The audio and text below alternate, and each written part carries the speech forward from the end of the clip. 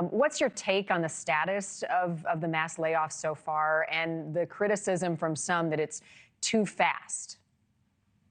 I think that for the average person, Marni, they are fine with the federal government shrinking some. I do not think that this is the thing that will somehow turn everyone against Donald Trump.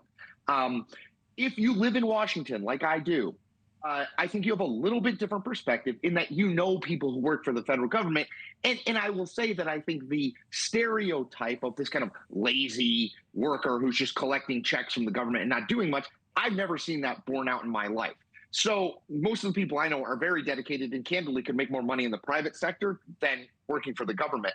But I don't think that anyone should be surprised by this. As you said, Donald Trump in his first term ran, he wanted to get rid of a lot of people who work for the federal government, wasn't ultimately able to do it, but he very much ran on the idea that the federal government is corrupt and too big and need to shrink the bureaucracy. So I don't think we should be surprised by this. I will say, as someone who has been laid off in the past, 100,000 people losing their jobs to me is a personal struggle. These are people with mortgages and lives. And I think sometimes we don't think like that. We just think of them as pawns in this larger political game.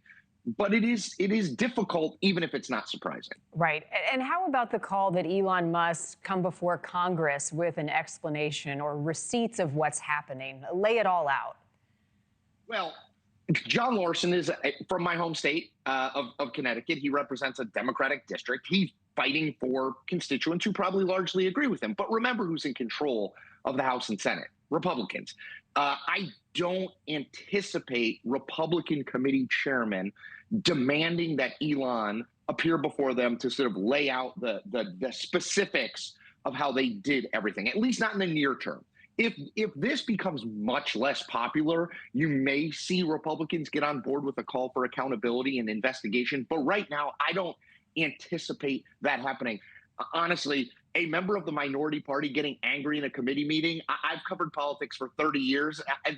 That's about the most normal thing that's happened in the first 50 plus days of the Trump administration. So I wouldn't make too much of it. Again, right now, Republicans are clearly willing to sort of cede power to Donald Trump, to a lesser extent Elon Musk, and let them do as they will. Where the rubber might meet the road is if these things grow increasingly unpopular, politicians, Republican, Democrats, and everybody else care about their own hide, their own reelection. And if it gets endangered, that's when I think you might see them. And when you talk about the personal side, I've spoken to a number of people who have been recently laid off. I want to share my conversation with two of them with you and folks at home. Everybody from our maintenance staff to the volunteers to the director of the hospital.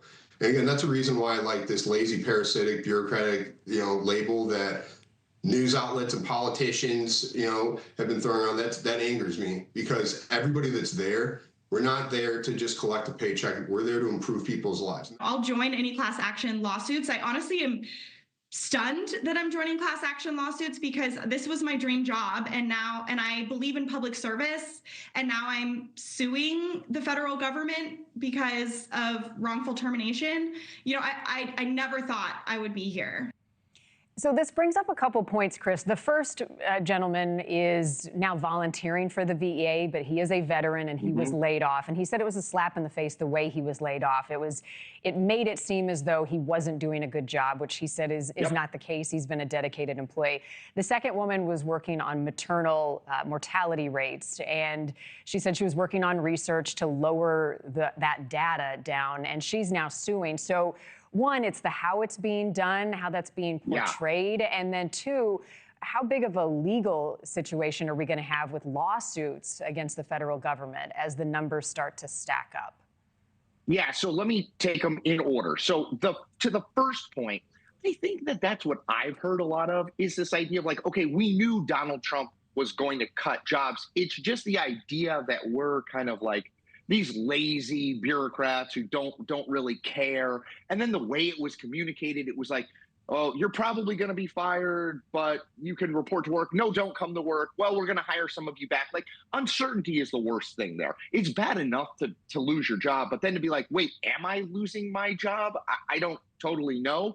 So I think that's what's hard. Thank you for watching. Go to newsnationnow.com to find NewsNation on your television provider. And don't forget to click the red subscribe button below to get more of NewsNation's fact-driven, unbiased coverage.